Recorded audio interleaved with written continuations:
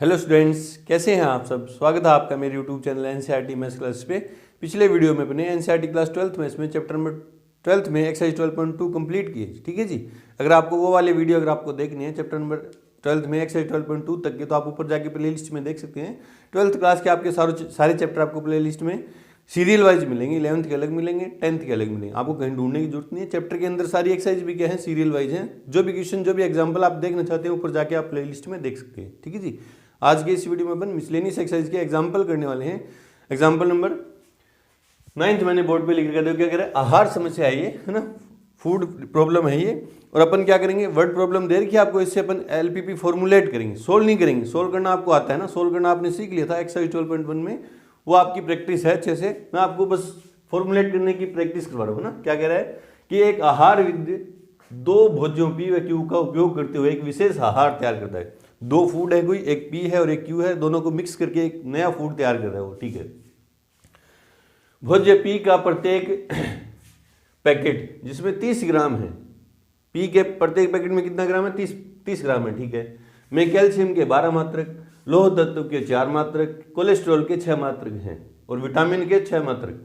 देखो, आहार पी है, भोज्य पी जो है उसके एक पैकेट जो 30 ग्राम का है, उसमें क्या क्या है, कैल्शियम तो है 12 मात्रक, लौह तत्व है 4 मात्रक, कोलेस्ट्रॉल है 6 मात्रक और विटामिन है 6 मात्रक। मतलब 4 चीजें। ठीक है।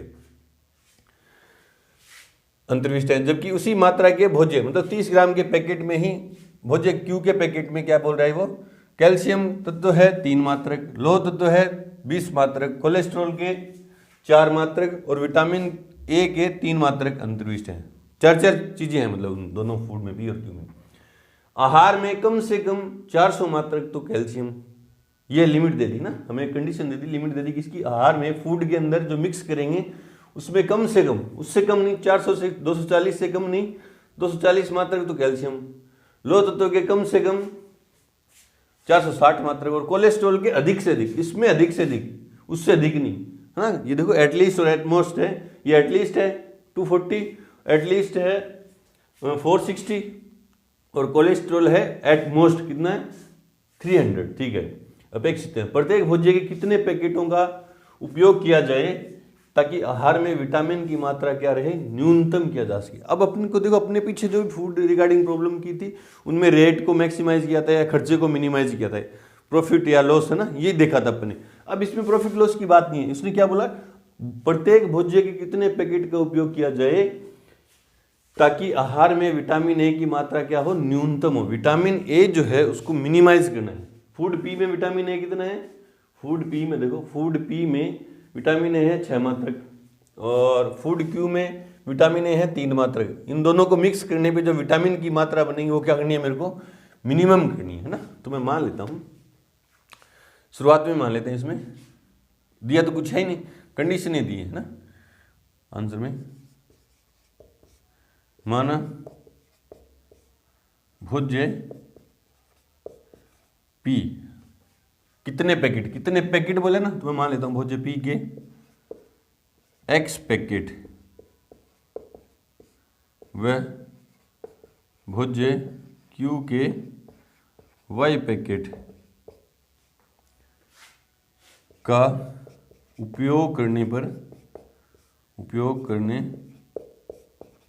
पर नए भोज्य जो बनेगा, भोज्य में विटामिन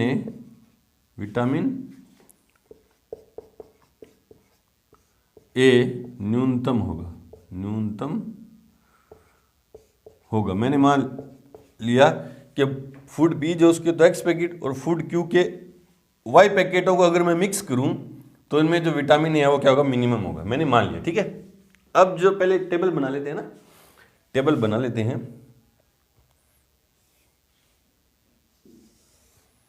तो देखो टेबल में 3 कंस्टेंट्स बनेंगे। देखो करना, क्योंकि लिमिट मेरे को 3 चीजों की दी है ना। सबसे पहले क्या, भोज्य पी के प्रत्येक पैकेट में कैल्शियम, क्या है, कैल्शियम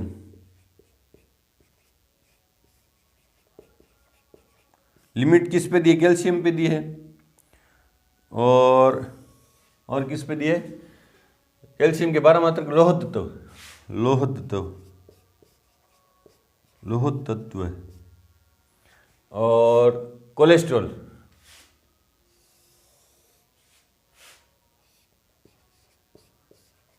कोलेस्ट्रॉल। फिर आप बोलोगे, सोचो कि सर विटामिन ए भी तो है। विटामिन ए नहीं, विटामिन ए को तो मिनिमम करना है, ये तो हमारा ऑब्जेक्टिव फंक्शन होगा ना। चलो जी, और इधर क्या है, फूड पी, और क्या इधर तो है पोषक, पोषक तत्व कौन से हैं, ये हैं। और इधर कौन से हैं, इधर क्या है, भोज्य, पी और भोज्य क्यू। ठीक है, अब देखते हैं, वापस पढ़ते हैं। भोज्य पी का प्रत्येक पैकेट में कैल्शियम के 12 मात्रक। पी के एक पैकेट में कैल्शियम के कितने मात्रक हैं, 12 मात्रक। ठीक है, लोह तत्व के 4 मात्रक, लोह तत्व के 4 मात्रक पी के एक पैकेट में। ठीक है, और कोलेस्ट्रॉल के 6 मात्रक। ठीक है, और विटामिन ए को तो मिनिमाइज करना, उससे तो ऑब्जेक्टिव फंक्शन बनेगा। बोला ना कितने पैकेटों का उपयोग किया जाए कि ताकि आहार में विटामिन ए की मात्रा न्यूनतम हो। विटामिन ए को तो मिनिमम करना, मतलब हमारा ऑब्जेक्टिव फंक्शन होगा वो तो। ठीक है, इसको हो गया।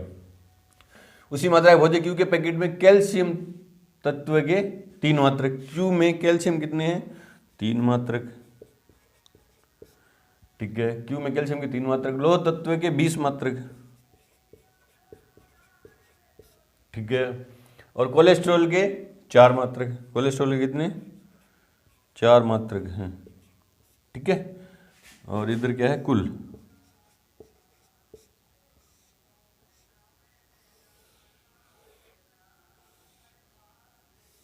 ठीक है, आहार में कम से कम न्यूनतम 240 मात्रक। तो कम से कम का मतलब न्यूनतम, न्यूनतम 240 मात्रक, 240 मात्रक। ठीक है, लोह तत्व के कम से कम 460 मात्रक। न्यूनतम, कम से कम है तो न्यूनतम, न्यूनतम 460 यूनिट। ठीक है, और कोलेस्ट्रॉल के अधिक से अधिक 300 मात्रक। इसमें अधिकतम कोलेस्ट्रॉल क्या है, अधिकतम कितना है, 300 मात्रक। ठीक है, ये टेबल बन के तैयार होगी। लिमिट इस पे तीन बन जाएंगे। एक तो व्यवरोध बनेगा कैल्शियम का, एक लोह तत्व का, और एक कोलेस्ट्रॉल का। 3 तो कंस्टेंट्स बनेंगे, और ऑब्जेक्टिव फंक्शन में मान लेता हूं ना। माना z बराबर क्या है, प्रत्येक भोज्य कितने पैकेटों में उपयोग किया जाए। हाँ, मिश्रण में विटामिन ए की मात्रा, देयरफॉर मिनिमम करनी है उसको ना, उपयोग किया जाए कि विटामिन ए की मात्रा न्यूनतम हो। तो मिनिमम z मतलब विटामिन ए की मात्रा क्या करनी है, न्यूनतम करनी है। होगी कैसे, देखो, फूड पी के कितने पैकेट हैं, x, और फूड क्यू के कितने पैकेट हैं, y। अब देखो क्या बोल रहा है, भोज्य पी का प्रत्येक पैकेट, फूड पी के एक पैकेट में विटामिन ए के कितनी यूनिट है, 6। फूड पी के एक पैकेट में विटामिन ए 6 यूनिट है, तो x पैकेट में कितना होगा, 6x प्लस फूड क्यू के एक पैकेट में विटामिन ए कितना है, 3 यूनिट। तो y पैकेट में, क्योंकि फूड क्यू के y पैकेट, तो y पैकेट में कितना होगा, 3y। ठीक है ना, ये हमारा ऑब्जेक्टिव फंक्शन, इसको मिनिमाइज करना है। मिश्रण में विटामिन ए की जो मात्रा है ना, क्योंकि फूड पी के x पैकेट है और एक पैकेट में कितना यूनिट है, 6 यूनिट। तो टोटल कितना हो जाएगा, x पैकेट में 6x यूनिट। फूड क्यू के एक पैकेट में 3 यूनिट है, तो y पैकेट में कितना हो जाएगा, 3y यूनिट, है ना। ये क्या है, हमारा ऑब्जेक्टिव फंक्शन है। अब कई बच्चे सोच रहे हैं सर, अपन जैसे इनइक्वालिटी में कोई भी एक नंबर से डिविजिबल हो तो अपन डिवाइड कर सकते हैं। ये भी डिवाइड कर देते हैं। ये भी देखो सर, 3 और 6 जो है 3 से डिविजिबल है। वो तब होता है जब दोनों साइड कुछ ना कुछ वैल्यू हो। इधर क्या है, मैं जो इनइक्वालिटी में जैसे डिवाइड करता हूँ, जैसे 2x प्लस 4y या y 4y greater than equals to 12, है ना। तो मैं 2 से डिवाइड करता हूँ, तो यहाँ भी 2 से करता हूँ, यहाँ भी और यहाँ भी, दोनों साइड, है ना, बोथ साइड करता है। इक्वेशन में इनइक्वालिटी में बोथ साइड, इनइक्वालिटी में तो नॉन नेगेटिव से, और इक्वेशन में किसी भी नंबर से। लेकिन यहाँ इधर तो कर दोगे आप, इस तरफ क्या करोगे ना, यहाँ गलती मत करते ना, गलती से भी गलती मत करते ना कि डिवाइड कर दो 3 से और इधर कुछ नहीं। बोथ साइड हो तो, ये तो आपको पता है, ठीक है। ये हमारा ऑब्जेक्टिव फंक्शन है ना। अब बनाते हैं व्यवरोध। एंड देखो भाई, फूड पी के एक पैकेट में कैल्शियम की मात्रा कितनी है? 12 यूनिट। तो एक्स पैकेट में कितनी हो जाएगी? 12x। कितनी हो जाएगी? 12x, ठीक है। फूड क्यू के एक पैकेट में कैल्शियम की मात्रा कितनी है? 3 यूनिट। तो वाई पैकेट में कितनी हो जाएगी? 3y। और वो ये जो दोनों मिला के जो कैल्शियम की मात्रा है वो कम से कम कितनी होनी चाहिए? 240। उससे कम नहीं होनी चाहिए, इससे 240 से कम नहीं होनी चाहिए। उससे क्या हो सकती है? ज़्यादा हो सकती है। तो ग्रेटर देन इक्वल्स टू, है ना। एटलीस्ट में क्या बनेगा? ग्रेटर देन इक्वल्स टू ना। हाँ, तो 240 से कम नहीं, कम से कम 240 चाहिए, उससे कम नहीं, उससे ज़्यादा हो सकती है। Greater than equals to 240। अब देखो ये इनइक्वलिटी पूरी जो है 3 से डिविजिबल है, 3 से डिविजिबल है तो इसको लिख देंगे। और ये कौन सा? कैल्शियम का व्यवरोध। कंस्टेंट किसका? ये कैल्शियम का, ठीक है। और 4x plus y greater than equals to 80, number first. अब बात करते हैं लौह तत्व के कंस्टेंट्स की। फूड पी के एक पैकेट में लौह तत्व कितना? 4 यूनिट। तो एक्स पैकेट में कितना होगा? 4x, ठीक है। फूड क्यू के एक पैकेट में लौह तत्व कितना है? 20 यूनिट। तो वाई पैकेट में कितना हो जाएगा? 20y plus 20y। और ये दोनों मिला के पी और क्यू फूड को मिला के जो लौह तत्व कम से कम कितना होना चाहिए? 460 यूनिट होना चाहिए। उससे कम नहीं होना चाहिए, उससे ज़्यादा हो सकता है। Greater than equals to 460। ये किसका है? लौह तत्व का व्यवरोध, ठीक है। देखो 4 से ये है, ये क्या? हाँ ये भी है। तो और x plus 5y greater than equals to 115, number second. दूसरी इनइक्वलिटी बन गई। अब कोलेस्ट्रॉल के व्यवरोध की बात करते हैं। फूड पी के एक पैकेट में कोलेस्ट्रॉल कितना है? 6 यूनिट है। तो एक्स पैकेट में कितना हो जाएगा? 6 यूनिट, 6x है ना। फूड क्यू के एक पैकेट में कोलेस्ट्रॉल है 4 मात्रक। तो वाई पैकेट में कितना हो जाएगा? 4y। और ये दोनों मिला के अधिकतम है ना, अधिकतम कितना होना चाहिए? 300। उससे अधिक नहीं होना चाहिए, उससे कम होना चाहिए। देखो ना, न्यूनतम देखो ना, वापस पढ़ो। आहार में कम से कम 240 मात्रक कैल्शियम, मतलब उससे कम नहीं, उससे ज़्यादा हो सकता है, ठीक है, ये कर दिया। और लौह तो कम से कम 460 मात्रक, उससे कम नहीं, उससे ज़्यादा हो सकता है, ठीक है। और कोलेस्ट्रॉल अधिक से अधिक 300 मात्रक, उससे अधिक नहीं, 300 से अधिक नहीं, उससे कम हो सकता है। खतरनाक है, साफ साफ शब्दों में बोला उसने। ये किसका है? कोलेस्ट्रॉल का व्यवरोध। ये 2 से डिविजिबल है पूरी। और 3x plus 2y less than 150, ये इनइक्वलिटी नंबर थर्ड। और दो non negative inequality. And x greater than equals to 0 और y greater than equals to 0। बोल सर ये नेगेटिव क्यों नहीं हो सकते? क्योंकि x क्या माना मैंने? पैकेट है, फूड पी के पैकेट है, वो तो या तो 0 होंगे या 0 से ज़्यादा होंगे, नेगेटिव नहीं होंगे। ऐसा थोड़ी ना -5 पैकेट मिक्स कर दूँ, नहीं, या तो 0 मतलब अकेला फूड क्यू लूँगा या कुछ लूँगा ना, मतलब 0 लूँगा या 0 से ज़्यादा। इसी तरह फूड क्यू भी है कि जो पैकेट है, वाई पैकेट है, वो भी या तो लूँगा ही नहीं या 0 से ज़्यादा, ठीक है। तो ये हमारा क्या है? ये हमारी एलपीपी बन के फॉर्मुलेट होकर तैयार हुई, जिसमें ये है ऑब्जेक्टिव फंक्शन जिसको मिनिमाइज करना है, और 3 हमारे क्या है? कंस्टेंट्स, और 2 नॉन नेगेटिव कंस्टेंट्स है ना। इनसे आप क्या करेंगे? ग्राफिकली इसको सोल्व करेंगे। आपके पास फिजिबल रीजन आएगा।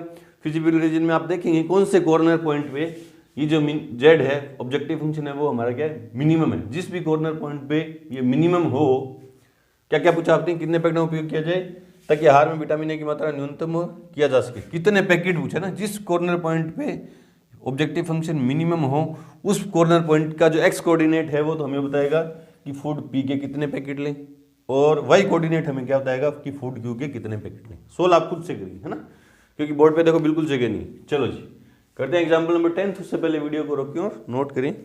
एग्जाम्पल नंबर 10 देखो क्या कह रहा है कि एक उत्पादन के कारखाने में, बड़ा सा क्वेश्चन है, टेबल भी दे रखी है, देखो क्या कह रहा है। क्वेश्चन को ढंग से पढ़ते हैं, पहले क्या बोल रहा है। एक उत्पादन के कारखाने में 3 मशीनें फर्स्ट, सेकंड व थर्ड लगी।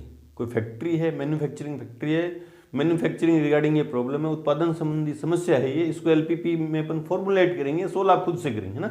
बस क्वेश्चन को ढंग से देख के अपन इसमें जो दी गई इन्फॉर्मेशन है उसको डिकोड करते हैं, लिखते हैं, अपन इस तरह सोल्व करेंगे ना, इसको फॉर्मुलेट करेंगे एलपीपी में, सोल्व आप खुद से करेंगे, ठीक है। वापस पढ़ो। एक उत्पादन के कारखाने में 3 मशीनें फर्स्ट, सेकंड व थर्ड लगी हैं, ठीक है, 3 मशीनें हैं। मशीनें फर्स्ट व सेकंड अधिकतम 12 घंटे तक चलाए जाने की क्षमता रखती हैं। मतलब फर्स्ट मशीन और सेकंड मशीन जो है मैक्सिमम 12 घंटे तक चलेंगे, उससे ज्यादा नहीं चलेंगे, उससे कम चलेंगे, ठीक है, समझ आ गया ना। शब्द पे ध्यान दो, अधिकतम है ये, उससे ज्यादा नहीं चला सकते। फर्स्ट और सेकंड मशीन को 12 घंटे से ज्यादा नहीं चला सकते, कम चला सकते हैं, है ना। तो ये limit they the, condition they the first और मशीन सेकंड के टाइम पे, ठीक है। जबकि मशीन थर्ड प्रतिदिन 3 घंटे, प्रतिदिन कम से कम 5 घंटे चलना चाहिए। मशीन जो थर्ड है वो प्रतिदिन रोजाना कम से कम 5 घंटे चलना ही चाहिए, है ना, उससे कम नहीं चलाना है इसको। इस पे ये कंडीशन है कि कम से कम 5 घंटे चलाना है, उससे कम नहीं, उससे ज्यादा चला सकते हो आप। ये भी बाउंडेशन दे दी किस पे, मशीन थर्ड के चलाने के टाइम पे। कम नहीं चलाना उसको, 5 घंटे से ज्यादा चलाना है, चाहे खाली चला दो, खाली तो नहीं चलाना, चलाना काम करेंगे ना उस पर। हाँ, कम से कम 5 घंटे चलाना। चलो, निर्माणकर्ता केवल 2 प्रकार के सामान एम और एन का उत्पादन करता है। इस फैक्ट्री में 2 ही उत्पाद हैं, प्रोडक्ट हैं, जिन एम और एन उनका क्या होता है, मैन्युफैक्चरिंग होती है, ठीक है, जिनमें प्रत्येक के उत्पादन में तीनों मशीनों की आवश्यकता होती है। एम और एन दोनों के जो मैन्युफैक्चर करेंगे तो मशीन फर्स्ट की भी जरूरत पड़ेगी, सेकंड की भी जरूरत पड़ेगी और थर्ड की भी जरूरत पड़ेगी, तीनों मशीनों की आवश्यकता होती है, उसने बोला, ठीक है। एम और एन के प्रत्येक उत्पाद के एक नग उत्पादन में तीनों मशीनों के संगत लगे समय किसमें, घंटे में, निम्न सारणी में दे आए। मतलब एम उत्पाद जो है उसका टाइम फर्स्ट मशीन पर 1 घंटा, सेकंड मशीन पर 2 घंटा और थर्ड मशीन पर 3 घंटे का टाइम लगेगा। जब एक प्रोडक्ट, एक नग एम का अपन प्रोडक्ट करेंगे, मैन्युफैक्चर करेंगे, तो उसमें मशीन 1 पर तो 1 घंटा, सेकंड पर 2 घंटे और 3 पर 1 घंटा, ठीक है। इसी तरह एन जो प्रोडक्ट है उसका उत्पादन जब मैं करूंगा, मैन्युफैक्चर करूंगा, तो मशीन 1 पर 2 घंटे लगेंगे, मशीन सेकंड पर 1 घंटा लगेगा और मशीन थर्ड पर कितना लगेगा, 1.25 घंटा लगेगा, 1.25, ठीक है। वह उत्पाद एम पर 600 रुपये प्रति नग और एन पर उत्पाद पर प्रति नग और उत्पाद एन पर 400 रुपये प्रति नग की दर से लाभ कमाती है। मतलब कोई लेडीज है जो, ये फैक्ट्री किसकी है, किसी लेडीज की, कमाती है ना, ठीक है। एम प्रोडक्ट जब वो सेल करेगी उस पर 1 नग पर कितना होगा, 600 रुपये का लाभ और एन पर 400 रुपये का लाभ होगा, ठीक है, प्रॉफिट होगा। मानते हुए कि उसके सभी उत्पाद बिक जाते हैं, उसकी मार्केटिंग अच्छी है, तो वो सारे जितने भी प्रोडक्ट मैन्युफैक्चर करेगी एम और एन की, जितनी भी क्वांटिटी मैन्युफैक्चर करेगी सारे बेच देगी वो, ठीक है, बिक जाते हैं जिनका उत्पाद किया गया है। तब ज्ञात कीजिए कि प्रत्येक उत्पाद के कितने नगों की आवश्यकता, कितने नगों का उत्पादन किया जाए जिससे लाभ अधिकतमीकरण किया जा सके, मतलब प्रॉफिट है उसको मैक्सिमाइज किया जा सके, और अधिकतम लाभ क्या है और मैक्सिमम प्रॉफिट जो है वो कितना है, वो भी हमें फाइंड करना है, ठीक है। तो जो पहले गिवन है चीजें वो लिखते हैं, आंसर इधर करें, इसका ना दिया है एम उत्पाद के प्रति नग पर लाभ बराबर कितना है, 600 रुपये बोला उसने। देखो एम उत्पाद के प्रति नग पर लाभ 600 रुपये और अनुपात के एन उत्पाद के प्रति नग पर लाभ बराबर कितना है, 400 रुपये का, ठीक है। फिर अपन जो इंफॉर्मेशन गिवन है उसको अपन टेबल में कन्वर्ट करते हैं। ये टेबल उसने दे रखी है, लेकिन अपन क्या करते हैं, टेबल अपन जब भी बनाते हैं जिस पे लिमिट दी हो उसको अपन लाइन में, रो में शो करते हैं, और उसने किस में शो करके, कॉलम में, क्योंकि मशीन फर्स्ट का टाइम दे रखा उसने 12 घंटे, सेकंड का भी, तो अपन इसको क्या करते हैं, किस में करते हैं, अपन रो में शो करते हैं। टेबल चाहे दोबारा बना लो, चाहे क्वेश्चन के अंदर है सीधा लिख दो ना, मान लो, माना टेबल नहीं बना रहा क्वेश्चन के अंदर देर की है तो दोबारा बनाने की जरूरत नहीं है ना आपको। माना अधिकतम, मैं उसको सलाह दूंगा, जो भी फैक्ट्री का ओनर है उसको सलाह देने वाला हूं एलपीपी के थ्रू, है ना। माना अधिकतम लाभ के लिए उत्पाद एम के एक्स नग व उत्पाद n के y नगों का उत्पादन किया जाना चाहिए। मैंने बोला कि मैक्सिमम प्रॉफिट के लिए जो प्रोडक्ट m है उसके तो n x क्वांटिटी और प्रोडक्ट n है उसकी y क्वांटिटी का मैन्युफैक्चर करे भी, तो LPP बनाते हैं। देखो है ना, हमें क्या करना है, लाभ को मैक्सिमाइज करना है। तो प्रॉफिट ऑब्जेक्टिव फंक्शन हमारा कौन सा होगा, प्रॉफिट वाला। तो देखो मन Z बराबर क्या है, उत्पादों से प्राप्त लाभ, ठीक है। देयरफॉर मैक्स Z, लाभ को क्या करना है, मेरे को मैक्सिमम करना है।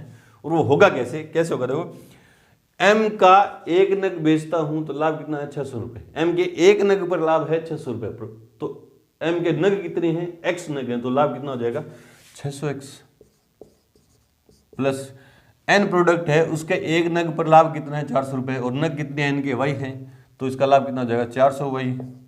और ये मिला के, दोनों को मिला के मेरे को क्या करना है, मेरे को मैक्सिमाइज करना है ना। ये तो आ गया मेरा ऑब्जेक्टिव फंक्शन। अब लिखते हैं कंस्ट्रेंट्स, ठीक है। एंड अब पहले मशीन फर्स्ट की बात करते हैं ना, मशीन फर्स्ट की बात करते हैं। मशीन, इसके मैंने कितने प्रोडक्ट लिए, X, और इसके Y, N के Y। ये आप सीधा भी लिखते हो, यहाँ आप समझने के लिए आप एग्जाम में पेपर में लिख लेना कि मशीन प्रोडक्ट M के एक उत्पादन के लिए, है ना, एक नग के उत्पादन के लिए मशीन M पर कितना समय लगता है, 1 घंटा। मशीन M पर कितना लगता है, 1 घंटा। तो X नगों के उत्पादन पे कितना समय लगेगा, एक X लिख दो, X घंटा लगेगा ना। प्लस प्रोडक्ट N के एक नग के लिए मशीन फर्स्ट पर कितना समय लग रहा है, 2 घंटे। तो Y नगों के लिए कितने लगेंगे, 2Y घंटे, है ना। भी X नगों के मशीन फर्स्ट की बात चलिए, सिर्फ किसको देख रहे हैं, मशीन फर्स्ट को। मशीन फर्स्ट पर M प्रोडक्ट है उसके एक नग के उत्पादन के लिए X 1 घंटा लगता है, तो X नगों के लिए कितना लगेगा, X घंटे, ठीक है। और मशीन फर्स्ट पर प्रोडक्ट N के एक यूनिट के उत्पादन के लिए 2 घंटे लगते हैं, तो Y यूनिट के लिए कितने लगेंगे, 2Y। और मशीन, चूंकि मशीन फर्स्ट जो है, देखो इसने दिया है, मशीन फर्स्ट जो है अधिकतम 12 घंटे चल सकती है ना, उससे ज़्यादा नहीं चल सकती। मतलब फर्स्ट का और सेकंड का जो उत्पादन है वो जो अधिकतम अपन इस मशीन को कितना चला सकते हैं, 12 घंटे, उससे ज़्यादा नहीं, उससे कम चला सकते हैं, है ना। मैक्सिमम 12 घंटे हैं, उससे ज़्यादा नहीं, उससे कम चला सकते हैं, नंबर फर्स्ट। और ये कौन सा विरोध है, मशीन फर्स्ट के समय का व्यवरोध। अगर आप इस टेबल में यहाँ कंफ्यूज हो रहे हैं तो आप इधर भी बना सकते हैं इसके ऊपर, है ना, और वर्टिकली लिख सकते हैं यूं। चलो लिख के दिखा दे रहा हूँ ना, लिख के ही दिखा दे रहा हूँ। आप कंफ्यूज हो रहे हैं कि यार कैसे सर, थोड़ा सा बताओ, है ना। तो देखो अपन इधर लिखेंगे, लिमिट किस पे है, मशीन फर्स्ट का समय है ना, मशीन फर्स्ट, मशीन सेकंड और मशीन थर्ड,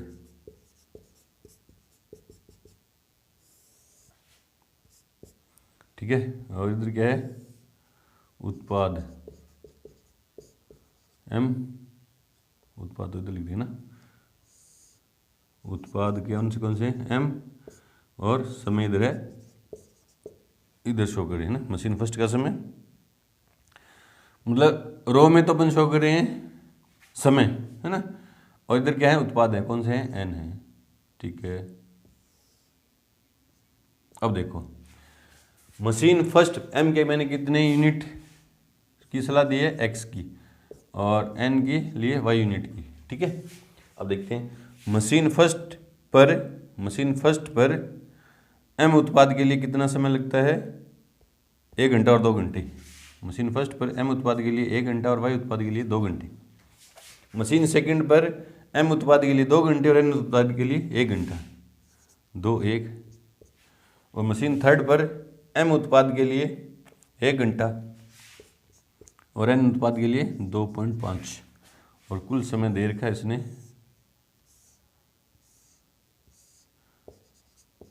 कुल, ये तो है मैक्स 12 और मैक्स 12 और मिनिमम 5, समय घंटे में, ये किस में है, ठीक है।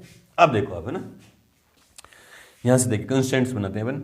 मशीन एम उत्पाद के, एम जो प्रोडक्ट है उसकी 1 यूनिट के लिए मशीन फर्स्ट पर कितना समय लग रहा है, 1 घंटा। तो x यूनिट के लिए कितना लगेगा, x घंटे, x प्लस n जो प्रोडक्ट है उसकी 1 यूनिट के लिए मशीन फर्स्ट पर कितना समय लग रहा है, 2 घंटे। तो y यूनिट के लिए कितने लगेंगे, 2y। और ये मिला के ये जो समय है दोनों का, मशीन फर्स्ट के जो चलने का समय है वो अधिकतम 12 घंटे है, उससे ज़्यादा नहीं। तो less than equals to 12। Number first, machine first के समय का व्यवरोध है ये, ठीक है। अब बात करते हैं मशीन सेकंड की। मशीन सेकंड पर एम प्रोडक्ट है उसकी 1 यूनिट के लिए 2 घंटे लगते हैं, तो x यूनिट के लिए कितने लगेंगे, 2x। इसी तरह एन उत्पाद की y यूनिट के लिए कितने लगेंगे, y, less than equals to 12। ये क्या है, मशीन सेकंड के समय का व्यवरोध, ठीक है। इस तरह मशीन थर्ड की बात करते हैं, x प्लस 1.25y, ये कम से कम 5 घंटे चलनी चाहिए मशीन, 5 घंटे से कम नहीं, उससे ज़्यादा चल सकती है। ये क्या है, मशीन थर्ड के समय का व्यवरोध। और ये पॉइंट में आपसे कैलकुलेशन थोड़ी टफ लगती है आपको, तो पॉइंट हटाएंगे तो यहाँ पे क्या आ जाएगा, अपॉन में 100 और 25 की टेबल में 5 और 4, है ना।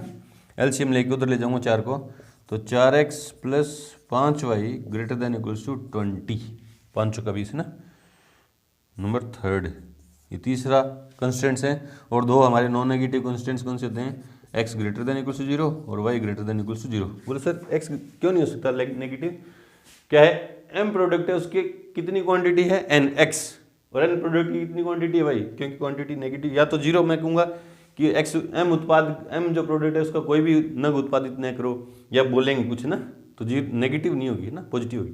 तो ये आगे हमारे सामने ये एलपीपी तैयार हुई, जिसमें प्रॉफिट जो फंक्शन है, ऑब्जेक्टिव फंक्शन है, इसको क्या करना है मेरे को, मैक्सिमाइज। और 3 कंस्ट्रेंट्स हैं, इनसे आप सोल्व करेंगे ग्राफिकली, है ना।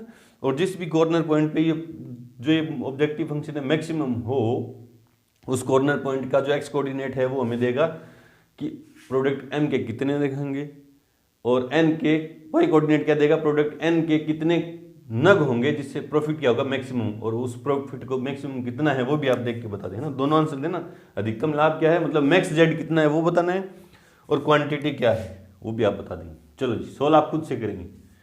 करते हैं एग्जाम्पल नंबर 11। उससे पहले वीडियो को रोकें और नोट करें। एग्जाम्पल नंबर 11 देखो क्या कह रहा है कि परिवहन संबंधी समस्या है ना, ये क्या है, ट्रांसपोर्टेशन प्रॉब्लम है ना। ये पहला क्वेश्चन है ट्रांसपोर्टेशन का। बाकी फूड रिगार्डिंग और मैन्युफैक्चरिंग रिगार्डिंग अपन ने जो समस्या है वो कर ली थी ना। तो देखो क्या है समस्या, क्या देखो कि P व Q दो स्थान पर 2 कारखाने स्थापित है ना, 2 जगह है, 2 जगह पे 2 क्या फैक्ट्री है, ठीक है। इन कारखानों से सामान A, B व C पर स्थित 3 डिपो में भेजी जाती हैं। 2 तो फैक्ट्री हैं, P और Q स्थान पर है, उनसे जो सामान है 3 डिपो में भेज जाते हैं। डिपो कौन से हैं, ABC, ठीक है। इन 3 डिपो की साप्ताहिक आवश्यकता क्रम से 5, 5 और 4 है। मतलब A डिपो पर तो सामान चाहिए 5 नग, B डिपो पर चाहिए 5 नग और C डिपो पर चाहिए 4 नग, साप्ताहिक ना, ठीक है। वीकली सामान की नग की नग है, सामान की नग है, जबकि P और Q कारखानों की उत्पादन क्षमता क्रम से 8 और 6 नग है। मतलब वीकली डिपो की जो मांग है वो तो है 5, 5, 4, और वीकली जो फैक्ट्री है उनकी जो मैन्युफैक्चरिंग जो लिमिट है वो क्या, 8 और 6। मतलब P फैक्ट्री तो 8 नग हर सप्ताह बनाएगी और Q फैक्ट्री 6 नग हर सप्ताह बनाएगी, ठीक है। प्रति नग परिवहन व्यय निम्न सारणीबद्ध है।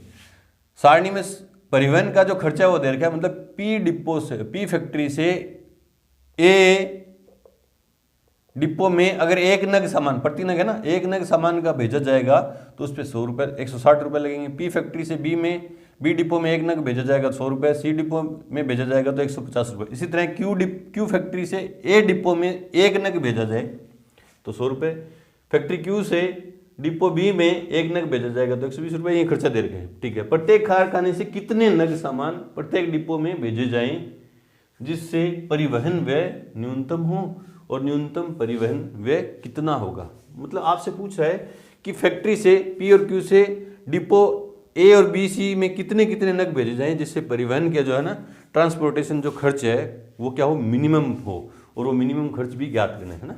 तो देखो करते हैं इसको। अच्छा क्वेश्चन है वैसे तो, मिसलेनियस जो एग्जाम्पल है और मिसलेनियस एक्सरसाइज के जो सारे क्वेश्चन होते हैं वो अच्छे होते हैं, तो फिर भी आप ये उनसे अच्छा है, सारे क्वेश्चन अच्छे हैं, सबको इंपॉर्टेंट लगा लेना। आंसर में देखते हैं, डायग्राम के थ्रू करेंगे इसको ना। मान लेते हैं ये फैक्ट्री है P और इधर फैक्ट्री है, मान ले रहा हूँ Q। ये Q फैक्ट्री है और ये P फैक्ट्री है।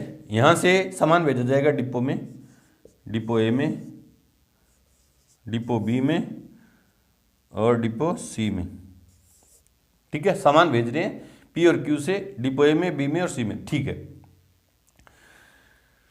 ठीक है, 3 डिपो है, सामान भेजा जा रहा है। P फैक्ट्री की जो मैन्युफैक्चरिंग जो कैपेसिटी है वो कितनी है, 8 है। 8 नग बनाएगा ये वीकली, और Q कितना बनाएगा, 6 नग, 6 नग वीकली बनाएगा, ठीक है।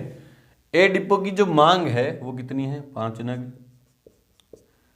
5 नग और इसकी 4 नग, ठीक है। बोला उसने ABC पर तीनों डिपो में स्थित है और आ सकता दिस, ठीक है। वो पूछ रहा है कि P फैक्ट्री से इन डिपो में कितना सामान भेजा जाए और Q फैक्ट्री से इन डिपो में कितना सामान भेजा जाए। तो मैं मान लेता हूँ, माना कारखाने P से डिपो A में X नग तथा डिपो B में Y नग भेजे जाएं जिससे परिवहन व्यय न्यूनतम होगा।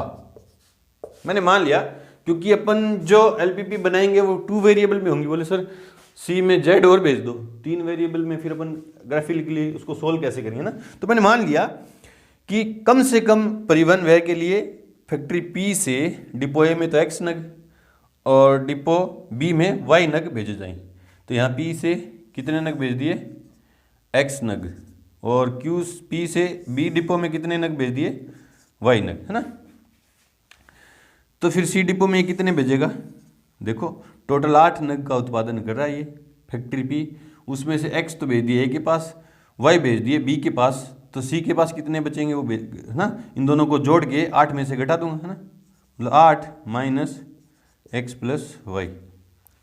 समझ में आया कि नहीं आया। जैसे मान लो 8 नग का उत्पादन कर रहा है ये, 2 इसके पास भेज दिए, 3 इसके पास भेज दिए, 2 और 3 5, तो इसके पास कितने भेजेगा, 3 ही तो भेजेगा। कैसे निकाल रहे हो आप, 8 में से इन दोनों के जोड़ के घटा के, ठीक है, कोई दिक्कत नहीं है। अब इधर की बात करते हैं, क्यू डिपो की बात करते हैं। देखो डिपो ए को 5 नग चाहिए थे, ढंग से समझो नहीं, अच्छा क्वेश्चन है, आसान है। आप यूं घबरा मत जाना कि सर ये क्या ट्री डायग्राम सा बना रहे हैं, आसान है, बस थोड़ा सा आपको ढंग से समझना है ना। देखो डिपो ए को x 5 नग चाहिए थे, जिसमें से x नग उसने किसके पास से ले लिए, पी फैक्ट्री से, तो बाकी के किससे लेगा, क्यू फैक्ट्री से, क्योंकि 5 नग पूरे करेगा नहीं। x इसके पास से चाहिए ले लिए, इसके पास कितने लेगा, 5 माइनस एक्स। जैसे इसके पास से 3 ले लिए, पी फैक्ट्री से डिपो ए ने 3 नग ले लिए, तो यहाँ से कितने लेगा, 2 ही तो लेगा। कैसे निकाले, 5 में से 3 घटा के। इसी तरह देखो ये जो डिपो बी है फैक्ट्री क्यू से कितने नग लेगा, 5 माइनस वाई, और डिपो सी जो है फैक्ट्री क्यू से कितने नग लेगा, देखो कितने नग लेगा, सोल्व करके बता रहा हूँ। देखो इसको 4 नग चाहिए थे, कैसे भी निकाल सकते हो, देखो इसको 2 तरीके से निकाल सकते हैं अपन। इसको 4 नग चाहिए थे, ठीक है, इतने उसने ले लिए किससे, इतने उसने ले लिए फैक्ट्री बी से, ये घटा दूंगा, इतने लिए उसने फैक्ट्री बी से 8 माइनस एक्स प्लस वाई। 4 नग चाहिए थे इसको, फैक्ट्री पी से इतने ले लिए, इससे कितने लेगा क्यू से, तो 4 में से ये घटा दूंगा, वही किया मैंने। या इसको दूसरी तरीके से कैसे निकालेंगे कि फैक्ट्री क्यू के पास 6 नग थे, 6 नग थे, 5 माइनस एक्स उसने ए के पास भेज दिए, 5 माइनस एक्स उसने बी के पास भेज दिए। इसके पास कितने भेजेगा, 6 में से ये घटा के, इन दोनों को जोड़ के घटा के ना, 5 minus x plus 5 minus y. दो तरीके से निकाल सकते हैं, इसके दो तरीके से निकाल सकते हैं। कंफ्यूज मत होना कि सर यहीं से क्यों निकाला, यहाँ से क्यों नहीं निकाला। वापिस से सुनो, एक तो सी के जो नग हैं वो कैसे निकालेंगे, बोले सर इसको 4 नग चाहिए थे, 8 माइनस एक्स उसने पी से ले लिए, तो क्यू से कितने लेगा, 4 माइनस जो इसमें से ले लिए वो घटा दिए, ठीक है। दूसरा तरीका क्या है कि फैक्ट्री क्यू के पास 6 नग थे, 5 माइनस एक्स उसने ए के पास भेज दिए, 5 माइनस वाई उसने बी के पास भेज दिए, तो बचे वही तो सी के पास भेजेगा। सी के पास कितने बचे, सी के पास भेजने के लिए कितने बचे, 6 माइनस इन दोनों को जोड़ दिया। सोल्व करके देखो इसको, 6 माइनस क्या है ये, minus x minus y plus 10, open करूंगा तो ब्रैकेट ओपन करूंगा तो x positive plus y positive और माइनस के 4, 6 माइनस 10 तो माइनस के 4। यहाँ से देखते हैं तो 4 minus 8 minus x minus y, क्योंकि ब्रैकेट का माइनस है। ओपन करूंगा तो इसको क्या आएगा, x positive plus y positive, 4 minus 8 कितने हो जाएंगे, माइनस के 4। देखो दोनों जगह से सेम आएगा, दोनों जगह से क्या आएगा, सेम आएगा। देख लिया ना आपने क्या आया, एक्स प्लस वाई माइनस 4, ये लेगा सी डिपो फैक्ट्री क्यू से, ठीक है। इसको हटा रहा हूँ यहाँ से, समझ में आ गया आई होप, ठीक है। अब परिवहन खर्चे की बात करते हैं। डिपो पी से, पी की बात करते हैं, डिपो पी से फैक्ट्री पी से डिपो ए में 1 नग भेजें तो कितना खर्चा आ रहा है, डिपो फैक्ट्री पी से डिपो ए में 1 नग भेजूँ तो कितने रुपए का खर्चा है, 160 रुपये का। डिपो फैक्ट्री पी से डिपो बी में भेजूंगा तो, पी से बी में भेजूंगा तो 100 रुपये का खर्चा है। फैक्ट्री पी से सी में भेजूंगा तो 150 रुपये का खर्चा है, ठीक है। इसी तरह फैक्ट्री क्यू से डिपो ए में भेजूंगा तो 100 रुपये का खर्चा है प्रति नग खर्च है ना, प्रति नग खर्च। और फैक्ट्री क्यू से डिपो बी में भेजूंगा तो 120 रुपये रुपये। और फैक्ट्री क्यू से डिपो सी में भेजूंगा तो 100 रुपये खर्च, ठीक है। अब पहले बनाते हैं इसका ऑब्जेक्टिव फंक्शन। हमें क्या करना है, प्रत्येक कारखाने से कितने सामान प्रत्येक डिपो में भेजा जाए जिससे परिवहन व्यय न्यूनतम हो, है ना। माना Z बराबर क्या है, परिवहन व्यय, इसको मेरे को क्या करना है, minimum, therefore minimum Z equals to, है ना।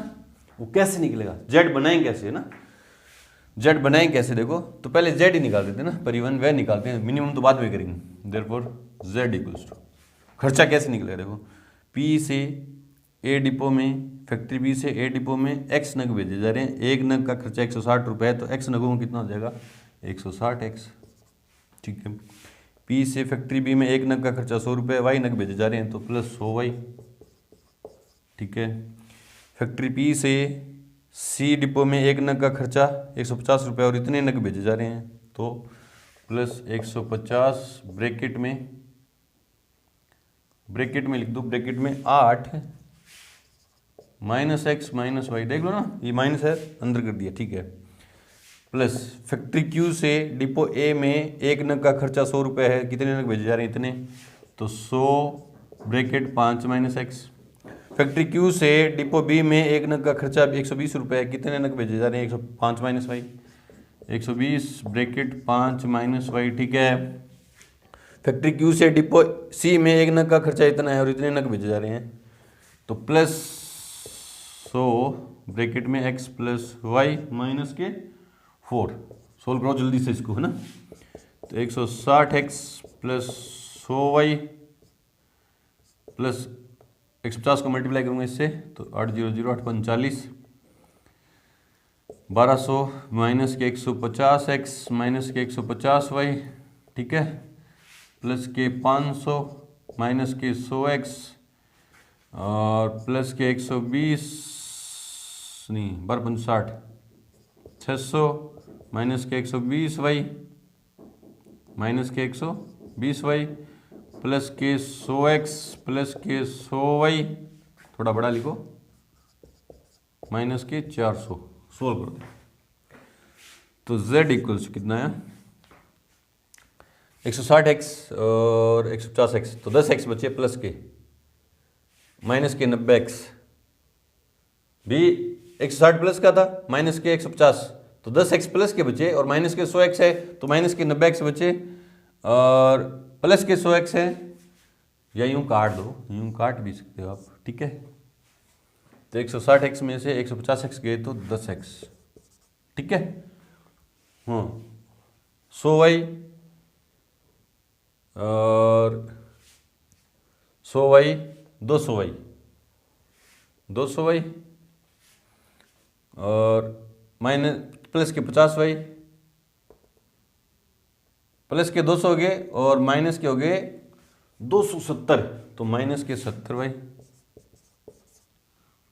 वापिस से देखो y वाले 100 प्लस का माइनस का 150 माइनस का 120 और प्लस का 100, तो 200 माइनस 270 माइनस के 70, ठीक है। संख्या देखो 1200 और 500 1700 और 600 2300, 2300 में से 400 गया तो 1900 प्लस के 1900, ठीक है। ये आ गया therefore minimum z equals to 10x minus के 70y प्लस के 1900। यह आ गया हमारा ऑब्जेक्टिव फंक्शन, है ना, परिवहन व्यय, जिसको मेरे को क्या करना है, मिनिमम करना है, मिनिमम z करना है ना। अब देखो कंस्ट्रेंट्स कैसे निकलेंगे, क्योंकि यहाँ से p फैक्ट्री से x सामान a को भेजा जा रहा है, वो सामान नेगेटिव नहीं होगा ना, नग है फैक्ट्री a से p फैक्ट्री से डिपो a में x नग भेजे जा रहे हैं, वो नेगेटिव नहीं होंगे ना। बोले सर क्यों नहीं होंगे, क्योंकि या तो 0 भेजेगा, यहाँ से थोड़ी ना -5 नग भेज दिए ना। तो देखो कंस्ट्रेंट्स बन रहे हैं, चूंकि x greater than equals to 0, y greater than equals to 0, ठीक है। और इसको लिखूंगा 8 minus x plus y greater than equals 0, ये इधर माइनस में उधर जाएगा तो प्लस में, तो क्या जाएगा x प्लस वाई उधर जाके लेस देन इक्वल्स टू 8, देखो ना उधर जाएगा तो लेस देन हो जाएगा ना, ठीक है। और इसी तरह से इधर वाली बात करते हैं, 5 minus x greater than equals to 0, इधर जाएगा तो plus x less than equals to 5, ठीक है। x उधर जाके लेस देन हो जाएगा ना। इस तरह से 5 minus y greater than equals to 0, तो y less than equals to 5, और ये x plus y minus 4 greater than equals to 0, तो x plus y greater than equals to 4।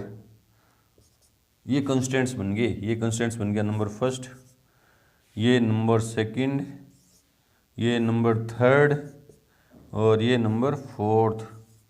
ये तो इसी से निकल गया, ये इससे निकल गया, ये इससे निकल गया, है ना। तो ये मेरे पास ये ऑब्जेक्टिव फंक्शन है, ये 4 कंस्टेंट्स हैं और ये 2 नॉन नेगेटिव कंस्टेंट्स हैं। इनसे अपन क्या करेंगे, एलपीपी को सोल्व करेंगे। चलो इस वाली एलपीपी को मैं सोल्व करके दिखा रहा हूँ ना, तो मैं क्या करूँगा, अब इसको यहाँ से बाकी चीज़ें तो हटा रहा हूँ मैं, ये एक तो ऑब्जेक्टिव फंक्शन रखूँगा ये, और ये 4 कंस्टेंट्स रख के आपको एलपीपी सोल्व करके दिखा रहा हूँ। उससे पहले आप वीडियो को रोकें और इतना नोट कर लें आप अच्छे से। तो देखो जी, ये आपकी एलपीपी बन के आपके सामने तैयार हुई थी, जिसमें मिनिमाइज किसको करना है, इस फंक्शन को, और ये 4 कंस्टेंट्स हैं और 2 नॉन नेगेटिव कंस्टेंट्स हैं। इसीलिए मैंने आपको सोल्व नहीं करवाया था, आपको एलपीपी फॉर्मुलेट करके दिखा दी। देखो इस क्वेश्चन में अब क्वेश्चन कहीं रह गया, एलपीपी अलग से बन के आ गई आपके सामने, सिंपल है ये। तो आपने ऐसे क्वेश्चन तो 12.1 के अंदर बहुत सारे किए, है ना, आपको प्रैक्टिस है। एलपीपी बन के आ गया आपके सामने, इसको सोल्व करके दिखा दे रहा हूँ। बाकी जो रिमेनिंग क्वेश्चन अपने जितने भी छोड़े एक्सरसाइज 12.2 में, उसके एग्जाम्पल में और मिसलेनियस में एग्जाम्पल में, और आगे मिसलेनियस में छोड़ेंगे तो आप यूं सोल्व कर देंगे ना आगे। तो कंस्टेंट से देखेंगे, बाय तरीका वही है हमारा करने का, बाय इनइक्वलिटी फर्स्ट।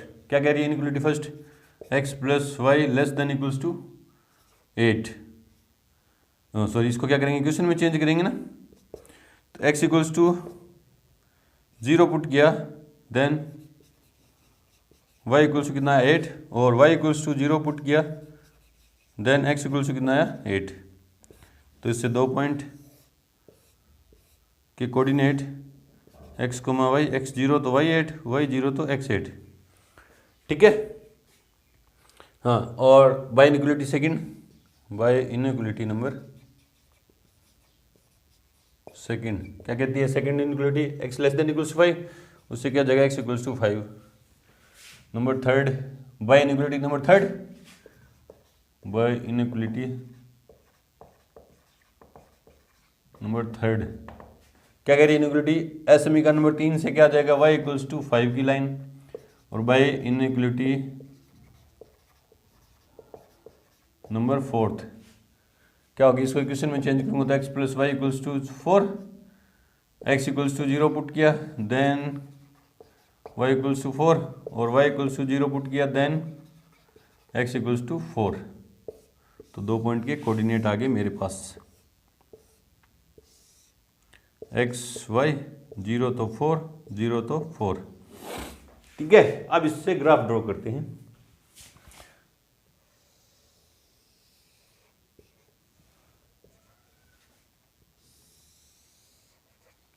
एट तक जाना पड़ेगा ना, 1 2 3, थोड़ा गैप कम देते हैं। गैप क्या दे रहे हैं? कम। तो 1 2 3 4 5 6 7 और 8, इधर 1 2 3 4 5 6 7 और 8, ठीक है। 0,8 ये रहा, और 8,0 दिस, ये लाइन की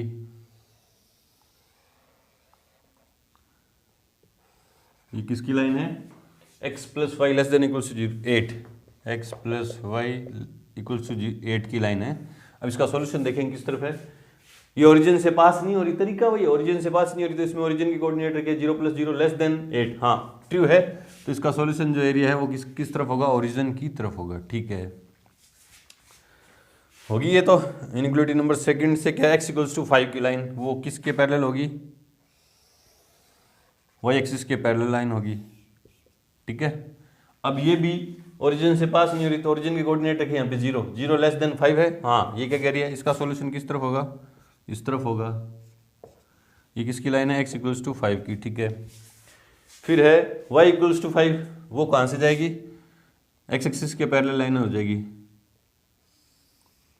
दिस, ठीक है। ये y इक्वल्स टू 5 है। अब ये भी ओरिजिन से पास नहीं हो रही थी, इसमें ओरिजिन के कोऑर्डिनेट रखे तो 0 लेस देन 5 ट्रू है। तो इसका एरिया किस तरफ होगा? ओरिजिन की तरफ होगा, ओरिजिन की तरफ होगा, ठीक है। चौथी क्या कहती है? 0,4 और 4,0,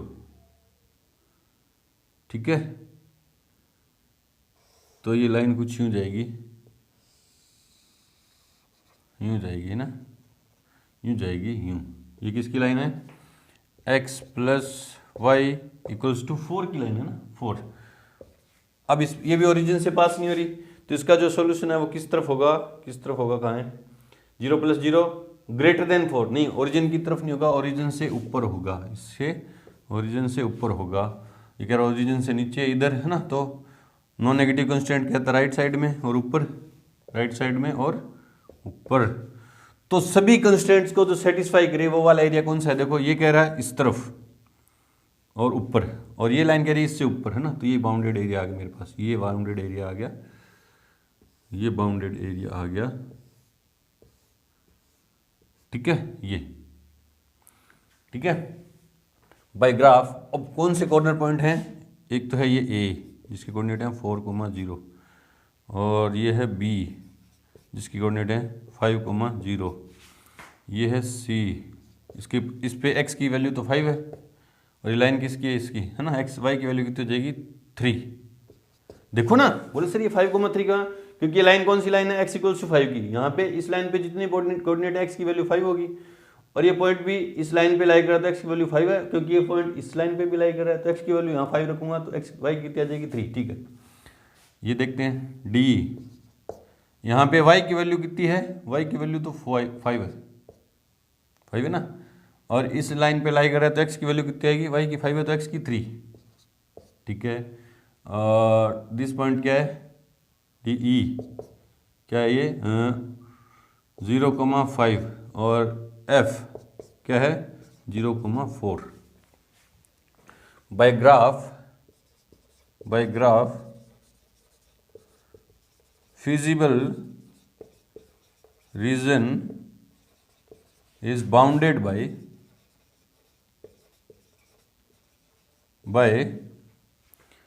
corner points A, B, C, D, E and F. Therefore for minimum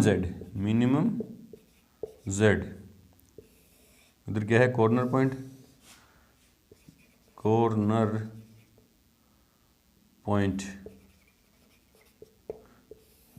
और Z इक्वल्स क्या है 10x माइनस 70y प्लस के 1900।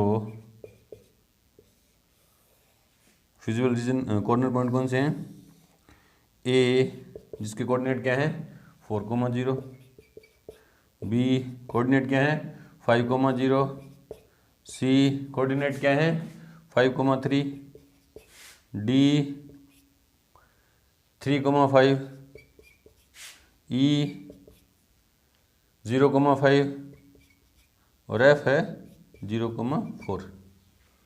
ठीक है, यहाँ देखते हैं 0 रखा 40 तो z इक्वल टू कितना आया 1940, क्योंकि y की वैल्यू 0 है। यहाँ 5 रखा 50, y की वैल्यू 0 तो 1950। ठीक है, 5 रखा तो 50 और 30 रखा 3 रखा तो 50 और 7 21 210 है ना। 1950 में से 200 गए तो 1750, 1750 में से 10 गए तो 1740। दोबारा देख लो, इस पॉइंट पे 50 माइनस 210 तो 160 माइनस के 1740। ठीक है, z इक्वल्स टू यहाँ देखो 3 रखिए 30 और 5 रखे 3 रखिए 30 और 5 रखे तो 7 5 35। देख लो 1930 350 1930 हो जाएंगे ना 350 तो 0 13 में से 5 गए 8, 8 में से 3 गए 5, 1580 और ई पर z कितना आएगा देखते हैं, z कितना आएगा 5 0 तो 0 क्या माइनस के 350 1600 1550। देखो ना 5 रखा तो 350 माइनस के और 1600 1550। ठीक है, और z इक्वल्स टू एफ पे 0 हो गया तो माइनस के 7 चौका 28 280, 1900 में से 280 गए तो 0, 10 में से 8 गए 2, 8 में से 2 गए तो 6 1620। अब देखो मिनिमम z कौन सा है, दिस मिनिमम 1550 है ना 1550। Therefore minimum z equals to कितना है 1550। साफ अच्छे से लिखो, साफ 1550 एट कॉर्नर पॉइंट कौन से कॉर्नर पॉइंट पे 0,5 पे ई 0,5 पे है ना। मतलब अपन ने जो डायग्राम बनाया था उसमें देखा था कि फैक्ट्री पी से डिपो ए में x है ना, मतलब 0। फैक्ट्री पी से डिपो ए में नहीं भेजेंगे, फैक्ट्री पी से किस में भेजेंगे अपन, कौन से पॉइंट कौन सी भेजेंगे, डिपो बी में भेजेंगे। कितने 5 नग भेजेंगे। तो लाभ क्या होगा 1500 सॉरी परिवहन खर्च क्या होगा, मिनिमम होगा 1550 रुपये। बाकी सारे निकाल देंगे आप, है ना, बाकी सारे निकाल देंगे। तो चेक करते हैं आंसर, देखते हैं क्या कह रहा है। सारणी से ज्ञात होता है कि 0,5 पर जेड का न्यूनतम मान 1550 है। हाँ ठीक है, 1550 है। फिर उसने बताया ये मानते हुए कि प्रति परिवहन व्यय 10 रुपये लीटर की दर से, नहीं सॉरी आगे कुछ निकल गया। हाँ, इष्टतम परिवहन के अनुसार कारखाना पी से फैक्ट्री से अपन ने जो डायग्राम बनाया था ना ABC, यहाँ तो जाएंगे 0 क्योंकि x की वैल्यू 0 है मिनिमम खर्च के लिए। यहाँ y था, यहाँ कितना आएगा 5, और C पे कितने जाएंगे 8 - x + y, है ना, 8 - x + y तो 3, ठीक है। और Q से ये पूरा बताना आपको कि फैक्ट्री P से डिपो A में 0, B में 5 और C में 3 लग जाएंगे। और Q से डिपो A तक 5, डिपो B तक 3, 0, और डिपो C में कितने नग भेजे जाएंगे, 1 नग भेजा जाएगा, जिससे क्या होगा परिवहन क्या होगा, मिनिमम होगा। ये पूरी चीज़ आप बताएंगे। चलो जी, तो यहाँ पे आके हमारे मिसलेनियस एग्जाम्पल कंप्लीट हुए। मिलते हैं अपनी एक्सरसाइज मिसलेनियस एक्सरसाइज के साथ, तब तक के लिए गुड लक, थैंक यू।